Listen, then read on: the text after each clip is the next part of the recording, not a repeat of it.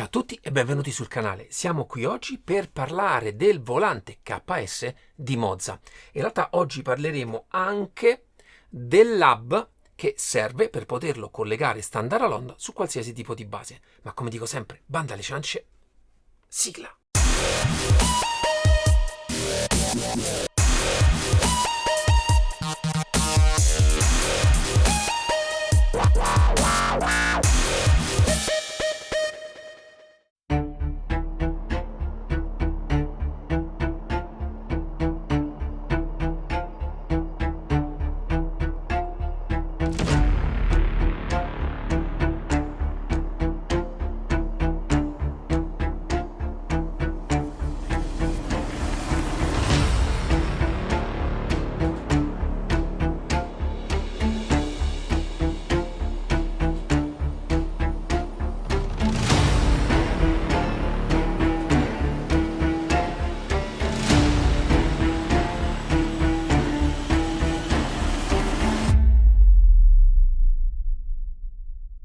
Ciao ragazzi, siamo qui oggi per parlare del volante KS di Moza e subito vi dico che il packaging, come sempre, curato dall'azienda Moza per andare a proteggere quello che è il suo gioiellino di fascia entry level. Vi dico subito che parliamo di un volante dal diametro di 300 mm. In realtà ha un'estetica, dal mio punto di vista, che strizza l'occhio al Formula, ma come diametro lo vedo anche molto indicato per auto GT. A livello costruttivo parliamo di un volante realizzato totalmente in un misto di plastiche e fibra di carbonio.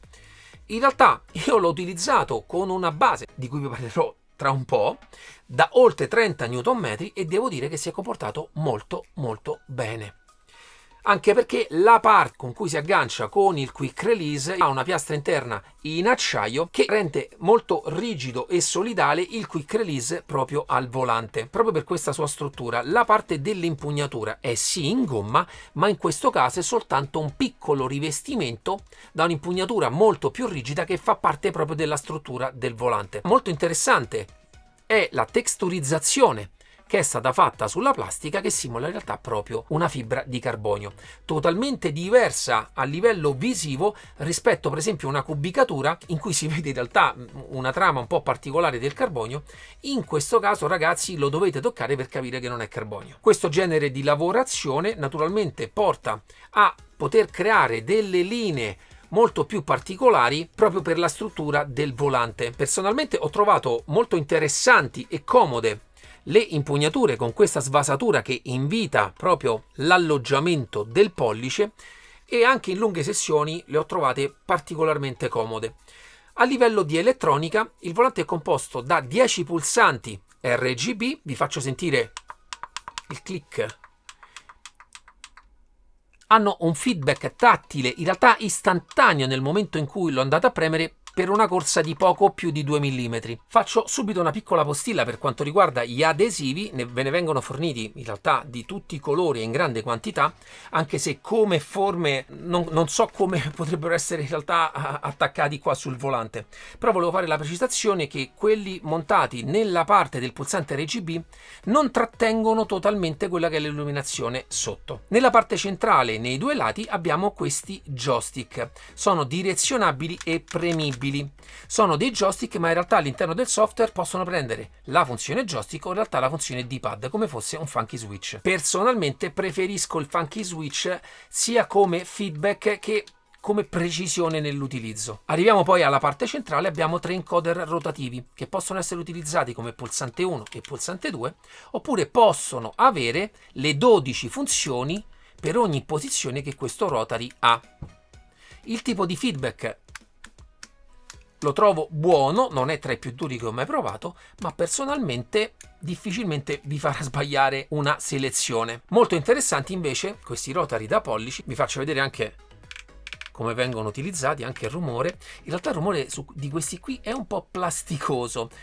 Probabilmente è una risonanza che prende all'interno di questa parte dell'impugnatura. Tutte le cover dei rotary e dei pulsanti sono in plastica di iniezione, in realtà con questa lavorazione un pochino satinata. Abbiamo poi nella parte centrale la serigrafia con scritto Moza e subito sopra una striscia con 10 LED RGB. Naturalmente i LED di tutto il volante sono configurabili tramite CMAB. Faccio però notare che la striscia LED qui sopra non consente il colore bianco. Arriverei subito a parlarvi della parte dietro e subito inizio con la parte del quick release, perché è molto interessante in questa fascia di prezzo avere un volante che già monta il suo quick release e quindi essere direttamente utilizzabile su tutti i prodotti Mozza. Naturalmente contiene già la parte di elettronica per l'alimentazione. Il tipo di aggancio è sempre stile automobilistico, in realtà in linea con molti prodotti di questa fascia. Arriviamo poi al cambio. Utilizza un sensore di Hall, quindi esente totalmente da polvere e probabilmente anche da usura. Ha una parte dove c'è il magnete in alluminio da 5 mm, la parte del pad è una lamina di metallo sagomata, vedete? Da 2 mm. Il feedback non è tra i più duri che ho mai provato, ma personalmente di buon livello. Questa è la corsa che fanno. Faccio notare che naturalmente per un utilizzo normale non ci sono problemi di nessun tipo a livello di giochi, però se andate a continuare a premere nella parte un po' più a sbalzo, vediamo se riesco a farvelo vedere, e continuate a premere, può tendere un pochino a flettere. Naturalmente per un utilizzo normale non credo che ci siano particolari problemi, non saprei nemmeno il motivo per cui uno si dovrebbe accanire nella pressione e nel mettere o togliere una marcia, però ve lo volevo far presente. Come vi ho detto, quindi il cambio ha un feedback magnetico. Per quanto riguarda la frizione c'è una molla qui all'interno che dona quel feedback e il ritorno della paletta. Anche in questo caso parliamo di una paddle in metallo da 2 mm e anche in questo caso, come vedete, se doveste continuare a premere vedete che c'è questa piccola flessione, ma in realtà nel normale utilizzo in cui dovete fare una partenza sfido a fare quel genere di forza. Anche in questo caso a livello elettronico parliamo di un sensore di Hall. Per ultimo arriviamo qui sotto al connettore RJ che servirà per connettere il volante USB e standard Alonda su qualsiasi base. Naturalmente per questo genere di connessione avrete bisogno di prendere la versione con anche l'hub. Verrà fornito con un cavo con connettori RJ che consentiranno di connettere il volante all'hub. Poi l'hub dovrà essere connesso al PC con un connettore USB di tipo A, e per quanto riguarda la connessione al PC, se lo connetterete a un USB 3.0 con una buona alimentazione non ci sarà bisogno di nient'altro. Altrimenti se lo connetterete a un USB 2.0 che magari non riesce ad alimentare nel modo corretto l'hub e la parte del volante, c'è un connettore USB Type-C che servirà per un'alimentazione aggiuntiva. Naturalmente nel pacchetto dell'hub vi verrà fornito anche un quick release maschio per poter connettere il quick release del volante, e quindi nel caso di utilizzo standalone con altre basi sarete costretti ad avere praticamente un doppio quick release. Ma arriverei quindi a parlarvi del suo software e ho fatto un video per voi. Eccoci in Pit House e nella sezione dell'hub. Qui verrà rilevato il volante. Possiamo cliccare anche direttamente da qui e abbiamo accesso alla pagina del volante, dove inizialmente possiamo controllare che tutti i pulsanti funzionino. In più possiamo andare a decidere innanzitutto la colorazione dei vari pulsanti. Nella parte qui in alto possiamo decidere di visualizzare i colori oppure l'assegnazione dei numeri che avranno all'interno dei giochi, e poi qui nella parte destra abbiamo nella parte in alto come dovranno funzionare le frizioni. In questo caso assi combinati sarebbe proprio l'utilizzo del dual clutch, e nella parte sotto andremo a decidere la percentuale con cui dovrà funzionare il paddle di sinistra, che combinato all'altro darà il piano segnale, oppure split, in cui entrambi avranno la possibilità di avere due assi separati che vanno da 0 a 100. Button in realtà non hanno la sensibilità della pressione, ma funzioneranno come dei semplici pulsanti. Naturalmente il loro migliore utilizzo è quello di assi combinati. Band Knob Mod è come dovranno essere utilizzati gli encoder rotativi qui nella parte centrale. Se come bottoni, quindi ogni singolo movimento corrisponderà alla pressione di un pulsante, oppure knob più e meno, e questo vale naturalmente per tutti. Stick Mod invece riguarda questi due joystick analogici, se potete utilizzarli come bottoni e come D-pad. Nella parte qui sotto abbiamo l'intensità di illuminazione dei pulsanti fino addirittura a spegnerli, e qui l'intensità di illuminazione dei LED giri, fino anche in questo caso totalmente a spegnerli. Nella parte qui sotto potremo fare un reset di tutte le impostazioni o andare a ricalibrare i pulsanti. Tornando nella parte alta abbiamo la configurazione dei LED giri, possiamo utilizzarli come LED motori spenti o sempre accesi, le diverse modalità con cui possono funzionare, 2 modalità colori con cui possono funzionare, e in realtà anche queste sono sempre customizzazioni di come dovranno lavorare i LED giri. Anche qui sotto, se funzionare come percentuale di giri, e quindi a seconda dell'auto funzionerà in percentuale a quanti giri sta, oppure potete settarli in base ai giri motore. Sinceramente vi consiglio di utilizzarli in percentuale. Nell'ultima parte abbiamo la possibilità di decidere come dovrà lampeggiare quando arriveremo nel fuorigiri. Arriviamo all'ultima schermata. Qui ci sono tutti i tipi di illuminazione con cui verrà attivata la parte dei LED girimotori quando ci saranno degli eventi di telemetria, dallo scivolamento della macchina, la pit lane, il pit limiter, il bloccaggio delle gomme, il traction control, scegliete voi quello che preferite. Al momento non tutti funzionano su tutti i giochi, quindi quando entrate nel gioco dovete comunque sempre tenere aperta Pit House, andate a vedere quale effetto di telemetria in quel momento potrete utilizzare. Ma ragazzi, penso di avervi detto tutto. Ciao ragazzi, bentornati. Arriverei alle conclusioni finali e inizierei subito a parlarvi di alcune particolarità che ho riscontrato nei software. Per quanto riguarda l'utilizzo di Ren Sport, non sono riuscito a far vedere nessun pulsante all'interno del gioco.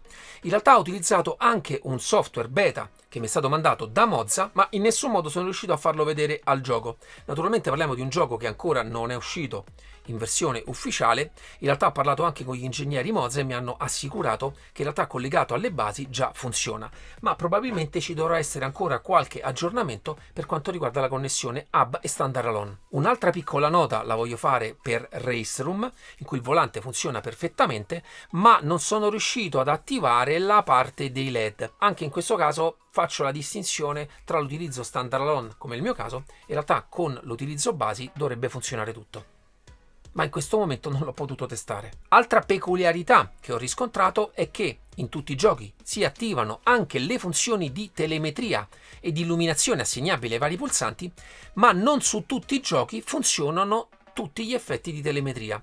Anche questo credo che sia un discorso di aggiornamenti futuri. Ci sono giochi che li utilizzano tutti, alcuni giochi che hanno degli effetti un po' più limitati. Ma arriverei alla parte interessante, perché poi comunque stiamo parlando di un volante che da solo con il quick release costa poco più di 300 euro, probabilmente più i dazi, quindi sarebbe più IVA e più spedizione. Naturalmente faccio una nota in questo punto: tramite il sito Mozza ho visto che è possibile anche la spedizione tramite il corriere Amazon, che poi tra l'altro è lo stesso sistema che hanno utilizzato per mandare il volante a me, e quindi personalmente consiglierei anche quel tipo di scelta in caso d'acquisto. Comunque parliamo di un volante nella fascia veramente entry level, che offre dal mio punto di vista un'ottima ergonomia e robustezza, perché ripeto, l'ho testato per oltre un mese con una base da oltre 30 Nm e non ha fatto una piega, quindi a livello di struttura personalmente promosso. Anche il feedback dei pulsanti personalmente l'ho trovato buono, un prodotto sempre in questa fascia di prezzo, ricchissimo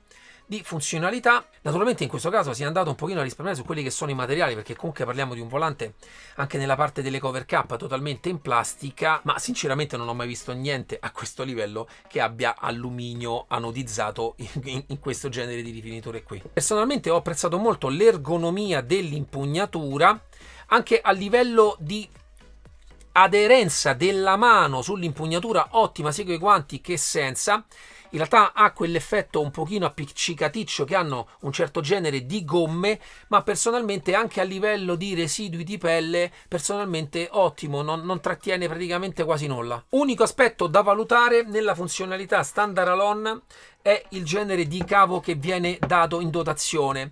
È questo cavo USB in realtà molto basic, anche con questo genere di connessioni. Nel caso dovesse succedere qualcosa o girare troppo il volante, cercate di montare in un modo molto oculato quello che è l'hub e magari far fare già un giro preventivo al cavo sul mozzo del volante e starci un pochino attenti. Naturalmente non ci sono particolari problemi se lo utilizzerete con una base Mozza. Quindi personalmente un prodotto che consiglio a tutti quelli che vogliono entrare nel mondo Direct Drive cercando di strizzare l'occhio al budget, ma pur avendo un prodotto fatto e costruito molto bene. Come vi ho detto, sono tanti anni che sono nel mondo Direct Drive, sono veramente felice di vedere che adesso in una fascia di prezzo di questo tipo prodotti costruiti e con delle piccole attenzioni molto interessanti rispetto a quelli che erano i prodotti che potevamo trovare in un passato su questa fascia di prezzo.